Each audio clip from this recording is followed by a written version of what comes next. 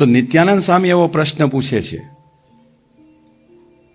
કે 100 જન્મે કસર ટળવાની હોય, આમ તો કહે છે કે કોઈ કનિષ્ઠ ભક્ત હોય એ આને આ જન્મે ઉત્તમ કઈ રીતે થાય? કનિષ્ઠ એટલે માયાની વેષ્ટિત, માયાની અંદર, એ કનિષ્ઠ કહેવાય. અને ઉત્તમ કહેતા મુક્ત દશાને પામે, અક્ષર મુક્ત થાય, માયા પરની દશા. ટૂંકમાં જીવમાંથી શિવ કેમ થાય, બદ્ધ દશામાંથી મુક્ત દશા કેમ થાય? ત્યારે મહારાજ એને જવાબ આપે છે કે ભગવાન અને એના ઉત્તમ ભક્તની જો સરખી સેવા કરે તો 100 જન્મે કસર ટળવાની હોય એ આ જન્મે ટળી જાય. 100 જન્મ ઉપર ચોકડી મારી દીધી છે. આવી જબરજસ્ત વાત લખી છે કે ભગવાન એના ઉત્તમ ભક્તની સરખી સેવા. ત્યાં એવું નથી લખ્યું કે ગુણાતીતાનંદ સ્વામી અને મહારાજની સરખી સેવા. ભગવાન તો સ્વામિનારાયણ છે એ તો બધાને સમજાય છે, પણ ઉત્તમ ભક્તમાં પ્રશ્ન આવે છે કે આ ઉત્તમ ભક્તની વાત લખી છે તે ઉત્તમ ભક્ત કોણ? તો એ વાત પણ મહારાજે વચનામૃતમાં સમજાવી છે. મહારાજે પ્રથમનું 42મું વચનામૃત છે, એમાં મહારાજ સમજાવે છે કે ભગવાન તારતમ્ય ત્યાં પ્રમાણે રહ્યા છે. જેવા અક્ષરમાં રહ્યા છે એવા પ્રકૃતિ પુરુષમાં નથી રહ્યા, જેવા પ્રકૃતિ પુરુષમાં છે એવા પ્રધાન પુરુષમાં નથી રહ્યા. વિરાટમાં, ઈશ્વરોમાં આવી બધી વાત તારતમ્યતા બતાવી છે. મીન્સ જેવા અક્ષરમાં રહ્યા છે એવા બીજામાં રહ્યા નથી. એટલે સમ્યક પ્રકારે સૌથી વિશેષ ભગવાનનો વાસ હોય તો કેમાં છે? અક્ષરમાં. એનો અર્થ કે અક્ષર છે એ ઉત્તમ છે. સમજ્યા ને? બીજા બધા ઘણા બધા હોઈ શકે, પરંતુ જેવા અક્ષરમાં રહ્યા છે એવા પ્રકૃતિ પુરુષમાં, પ્રધાન પુરુષમાં, બીજા એકેમાં નથી રહ્યા. એટલે જેવા અક્ષરમાં રહ્યા છે એવા બીજામાં રહ્યા નથી. આ વાતનો એક ઇતિહાસ છે. બાપા બહુ વર્ષો પહેલા અમદાવાદમાં બિરાજમાન હતા અને રાત્રે 12 વાગે, જે વખતે આપણું જે મંદિર છે એની નીચે બાપાનો ઉતારો હતો અને ઉનાળાના દિવસ હતા, એટલે અમે ત્યાં સામે સંત આશ્રમ હતો, એની બાલ્કનીમાં ઈશ્વર સ્વામી, હું અને શિયરી સ્વામી લાઈનસર સૂતા હતા. ને રાત્રે 12 વાગે સ્વામીના સેવકે આવીને બૂમ પાડી, આત્મસ્વરૂપ, આત્મસ્વરૂપ. એટલે મને તો આમ ઊંઘ ચડી હતી, આખો દિવસ થાકેલો, એટલે મને ભણકારા જેવું લાગ્યું. પછીથી મને કહ્યું ના, ભણકારો નથી, આ તો કોઈ ખરેખર બોલાવે છે. અને રાત્રે 12 વાગે કોઈ બૂમ પાડતું એટલે જરા આપણને આશ્ચર્ય થાય. એટલે હું એકદમ બેઠો થઈ ગયો. મને ચિંતા થઈ કે આ 2 જણા સૂતા છે, એ જાગી જશે. એટલે મેં કહ્યું ભલા આદમી શું છે અત્યારે? તો મને નીચેથી પૂછે છે કે કયા વચનામૃતમાં મહારાજે કહ્યું છે કે જેવા મહારાજ અક્ષરમાં રહ્યા છે પ્રકૃતિ પુરુષમાં નથી, પ્રધાન પુરુષમાં નથી? એ પ્રશ્ન રાત્રે 12 વાગે એક સેવક મને પૂછે. એટલે હું જવાબ આપ્યો અને પછી ઊંઘા હતા. હું તો સીધો ઓઢીને આમ પેલું પડખું થઈને સૂઈ ગયો. પછી પેલું કે ને ઘણાને આમ ટ્યુબલાઇટ જેવું હોય, અમુક ટાઈમ પછી લાઇટ થાય. મારે એવો ઝબકારો પછી થયો. મેં કહું હારો મેં એને જવાબ તો આપ્યો, અડધી રાતે આ બૂમ પાડીને સેવક એવા અવિવેકી નથી કે રાત્રે બૂમ પાડીને બધા સાંભળે. એટલે મેં કહું કંઈક વિશેષ થતું લાગે. એટલે હું તો બેઠો થયો. મેં કહું લાવો જવું તો ખરો, કંઈક નીચે કંઈક કાર્યક્રમ થાય છે, શું છે 12 વાગે અત્યારે? એટલે હું ઉતરીને ગયો તો બાપાના રૂમમાં જવાનો દરવાજો ખુલ્લો જ હતો, કોઈ દ્વાર પણ નતા. અને સીધો અંદર હું પહોંચી ગયો તો બાપા બધા સંતોને વીંટળાઈને ચર્ચા કરતા હતા. અને સ્વામીએ ત્યાં આગળ એવું કહ્યું, સ્વામી કે એક વચનામૃતમાં આવી વાત કરી છે. એટલે બધા વચનામૃત બધા ઠીમે ઠીમ બેઠા હતા બધા. પણ તે વખતે તાત્કાલિક સ્ટ્રાઇક ન થયું. એટલે સ્વામી કે જાઓ આત્મસ્વરૂપને પૂછી આવો. એટલે મને રિફર કર્યો.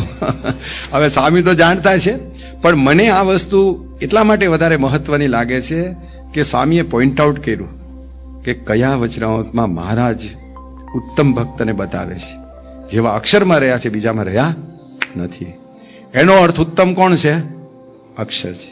એટલે ભગવાનની અક્ષર સાથે ભક્તિ સરખી કરીએ તો 100 જન્મની કસર આ જન્મે ટળી જાય. એ વાત હવે આમ કડી બેઠી. કારણ કે કોઈ જગ્યાએ એકી સાથે લખ્યું હોય કે અક્ષરને પુરુષોત્તમનું ભજન કરવું, ક્યાંય દેખાતું નથી. છે ખરું, બધી ઘણી જગ્યાએ લાગે. લોયા 3માં કહ્યું જ છે, ભગવાનને ભગવાનના સંતનો મહાત્મા સહિત નિશ્ચય હોય અને ભગવાનને ભગવાનના સંત ત્યારે શું ન થાય. તો સંત કેમ નાખ્યા અંદર? ભગવાનને ભગવાનના સંતનો નિશ્ચય. ખાલી ભગવાનનો જ નિશ્ચય લખવું હતું, પણ લખ્યું છે અંદર. પણ આપણે મભમ છે, સીધે સીધું નથી. આ સીધી જ કડી વડતાલ 5 અને પ્રથમ 42 તમે બે જોઈન કરી દો તો તમારે થઈ જાય કે ઉત્તમ ભક્ત અક્ષર છે. હવે એ અક્ષર કોણ એ નિર્ધાર કરવાનો.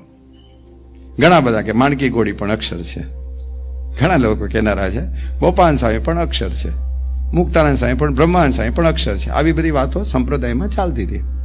એટલે એ રિસર્ચ શાસ્ત્રી મહારાજે કર્યું છે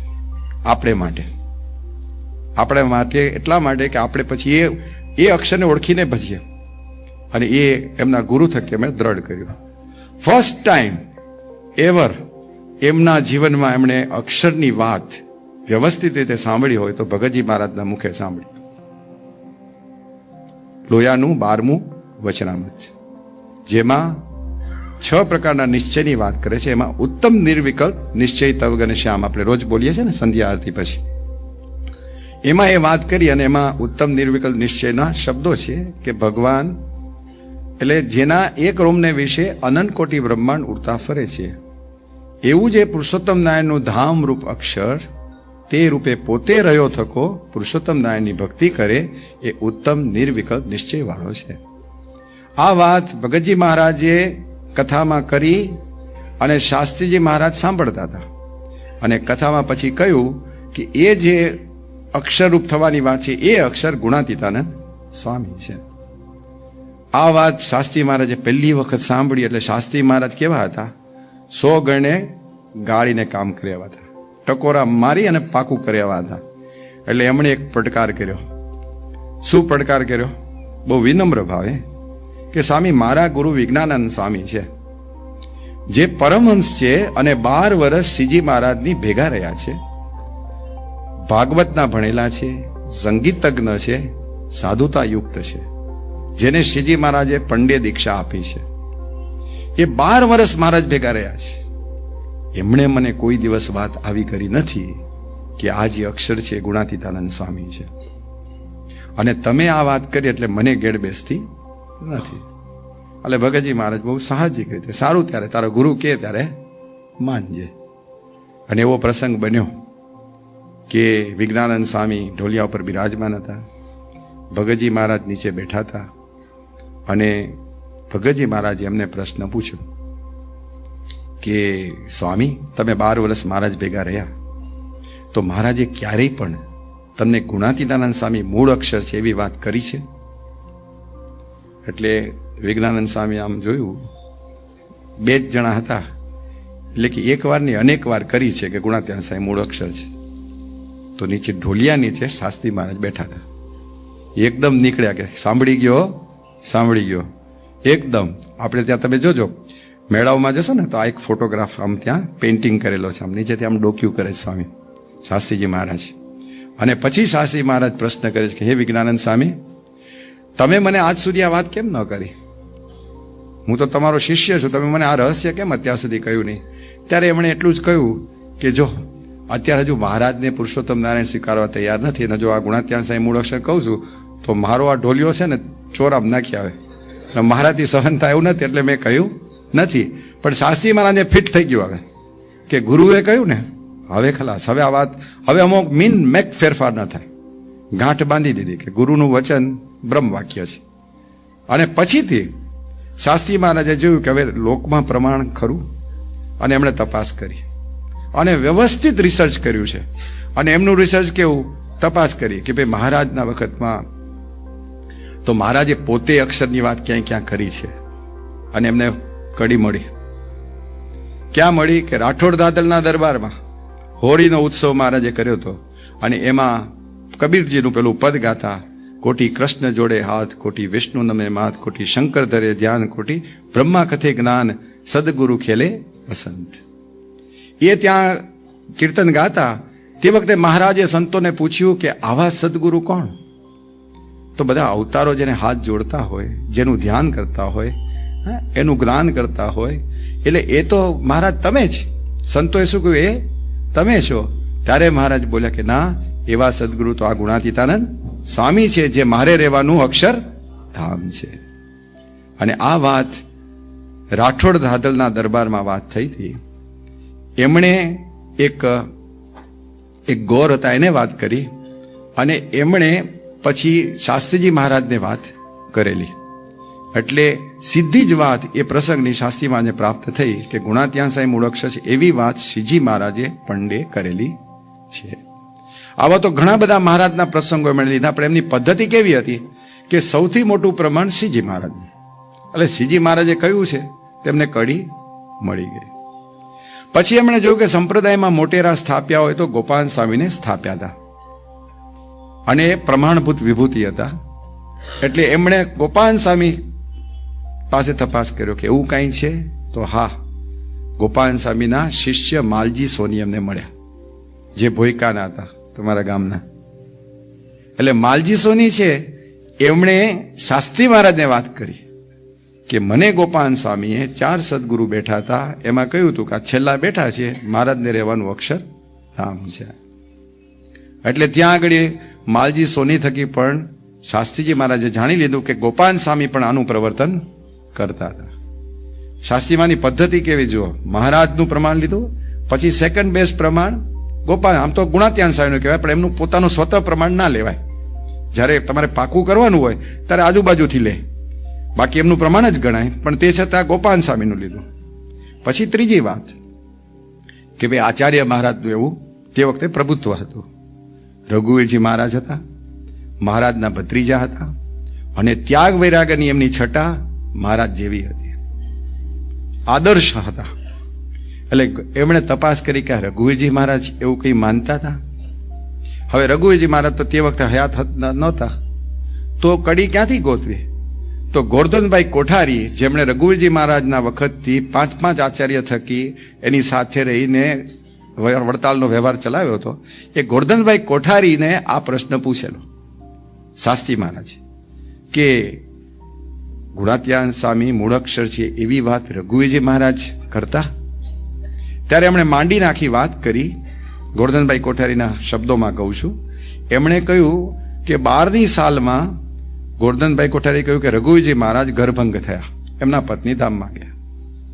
જુવાન હતા, કોઈ વારસ નહોતો, એટલે મનમાં રહેતું કે હરિભક્તો બધા આગ્રહ કરે કે તમે ફરી લગ્ન કરો તો કોઈ વારસદાર થાય. એમની બહુ ઈચ્છા નહીં, પણ પછી બધા આગ્રહ કરે એટલે મનમાં થોડું કામ રહેતું. એટલે એમણે ગુણાત્યાન સાહેબને વાત કરી કે સ્વામી, મને આ હૃદય ગ્રંથિ છે ને એ નડે છે, એટલે એક કુણી લાગણી રહે છે, હવે મારે શું કરવું? એટલે ગુણાત્યાન સાહેબ કહ્યું કે તમે જુનાગઢ આવો, જો તમે જુનાગઢ આવો તો તમારી ગ્રંથિ મારે ગાળી દેવી. અને રઘુવીરજી મહારાજ પણ બોલ્યા કે હું તીર્થવાસી થઈને આવીશ. અને રઘુવીરજી મહારાજ 12ની સાલથી ગુણાત્યાન સાંઈનો સમાગમ કરવા નિયમિત જવા લાગ્યા, અને ગયા. અને એમાં 17ની સાલ સુધી એમણે એ સમાગમ કર્યો. 17ની સાલમાં એમને દ્રઢ થઈ ગયું કે ગુણાત્યાન સાંઈ મૂળ અક્ષર છે, અને એ છડે ચોક્કેતા કે ગુણાત્યાન સ્વામી મૂળ અક્ષર છે. અને એટલા માટે જ ગુણાત્યાન સ્વામી પોતાની વાતમાં એક જગ્યાએ લખ્યું છે કે વડતાલમાં તો મને એક રઘુવીરજીએ ઓળખ્યો. તો શું બધા નતા ઓળખતા કે જુનાગઢના મહંત છે, બહુ મોટા સંત છે, સદગુરુ છે? પણ ઓળખાણ કઈ કે ગુણાત્યાન સ્વામી મૂળ અક્ષર છે, રઘુવીરજી મહારાજે ઓળખ્યો. અને એ રીતે પછી 20ની સાલમાં એ ધામમાં ગયા છે રઘુવીરજી મહારાજ. ત્યાં સુધી એ છડે ચોક્કેતા કે આ ગુણાત્યાન સ્વામી મહારાજને રહેવાનું અક્ષર ધામ છે. એ જે સમાગમ કરવા જતા એના પાયામાં પણ મહારાજની આજ્ઞા હતી, કારણ કે જુનાગઢની પ્રતિષ્ઠા કરીને મહંતની મ્યાને તે વખતે મહારાજ પોતે બોલેલા કે વર્ષો વર્ષ એક માસરે આ મંદિરમાં કરવો નિવાસે. કયા મંદિરમાં? અને શું કરવા? જુનાગઢમાં. ગુણાત્યાન સ્વામી ત્યાં બિરાજમાન હતા, વર્ષો વર્ષ એક માસરે. તે મહારાજે પણ કહેલું, અને રઘુવીરજી મહારાજ પણ માનતા. અરે એના પછીના વિહારલાલજી મહારાજ પણ પોતે માનતા. વિહારલાલજી મહારાજે તો લખ્યું છે કીર્તન કૌસ્તુભમાળામાં કે મૂળ અક્ષર ગુણાતીત સ્વામી તેણે આપ્યા વર્તમાન. એને વર્તમાન આપનારા જ. અને ગુણાત્યાન સ્વામી આગળ ટાઇટલ લખી નાખ્યું મૂળ અક્ષર ગુણાતીત સ્વામી. એટલે જો શાસ્ત્રી મહારાજે જોયું કે મહારાજનું પ્રમાણ, ગોપાલ સ્વામીનું પ્રમાણ, રઘુવીરજી મહારાજનું પ્રમાણ, પછી પરમહંસો બીજા જે મહારાજને મળેલા હોય એની પાસેથી આ વાત મળે, તો એ પણ એમને મળી. એક હરિહરિયાનંદ સ્વામી હતા અને એક નૃસિંહાનંદ સ્વામી હતા, બંને પરમહંસો હતા. અને હરિહરિયાનંદ હતા, એકચ્યુઅલી એમનું હરિહરિ બહુ બોલતા, એમાંથી સાદું કર્યા એટલે હરિહરિ આનંદ, એટલે હરિહરિયાનંદ એમ નામ પડેલું. અને એ પણ આ પ્રકારની વાત કરતા. એક વખત ત્યાં આગળ આપણે વંથડીના કલ્યાણભાઈ હતા ને, એની પાસે હરિહરિયાનંદ સ્વામી આવ્યા અને કહ્યું કે કલ્યાણભાઈ કે શું, એક રહસ્યની તમને વાત કરું. એટલે કલ્યાણભાઈ કે ઉભા રહો, તમે કરો એ પહેલા હું જરા કહી દઉં તમને કે મહારાજ સર્વોપરી ભગવાન છે અને ગુણાત્યાન સાંઈ મૂળાક્ષર છે. એ સિવાય બીજી કોઈ રહસ્યની વાત હોય તો કરો. એ કે ના, હું એ જ કહેવા આવ્યો હતો કે ગુણાત્યાન સાંઈ મૂળાક્ષર છે. એટલે જો હરિહરિયાનંદ સ્વામીએ પણ આ વાત કરી હતી અને નૃસિંહાનંદ, હવે એ જે વાત કરી ને કલ્યાણભાઈને, એના દીકરા ડાયાભાઈ હતા, ત્યાં હાજર હતા જ્યારે વાત કરી. અને એ ડાયાભાઈ શાસ્ત્રી મહારાજને મળેલા. એટલે એમણે મુખોમુખ કહેલું કે આ વાત મારા પિતાશ્રી અને હરિહરિયાનંદ સ્વામી વચ્ચે થયેલી, એનો હું સાક્ષી છું. એટલે શાસ્ત્રીમાં જે પણ પગેરું પકડ્યું. અને પછી નૃસિંહાનંદ સ્વામી એને ઇંગોરાના કુંવરજીભાઈને વાત કરેલી કે હું તને એક સત્ય હકીકત કહું કે ગુણાત્યાન સ્વામી મૂળ અક્ષર છે, અને જો એ ન હોય તો આ ગઢડાને ફરતો કોટ છે ને, એના જેટલા કાંગરા છે ને એટલા બ્રહ્માંડ બાળ્યાનું પાપ મને લાગે. એ વાત નૃસિંહાનંદ સ્વામી પણ કરી હતી, જે ઇંગોરાના કુંવરજીભાઈને કરી હતી. એ કુંવરજીભાઈ શાસ્ત્રી મહારાજને મળેલા અને શાસ્ત્રી મહારાજ પાસે આ વાત એમણે પણ કરેલી. એટલે પરમહંસો પણ માનતા એ પદ્ધતિથી શાસ્ત્રીમાં જે પાકું કર્યું. આ બધું એટલા માટે કર્યું કે પછી એસ્ટાબ્લિશ કરવું હતું કે ભાઈ હવે છે ને મીન મેક ફેરફાર. હવે પછી બાકી રહ્યું શાસ્ત્ર, કે શાસ્ત્રમાં આ વાત છે. શાસ્ત્રી મહારાજ કેવા હતા, પેલું કે ને કે રણ કે રેતી હોય ને એમાં સેજ થોડી ખાંડ ભભરાવી હોય, કોના હાથમાં આવે? કીડીના હાથમાં પકડાય. શ્રી સ્વામિનારાયણ ભગવાનની જય.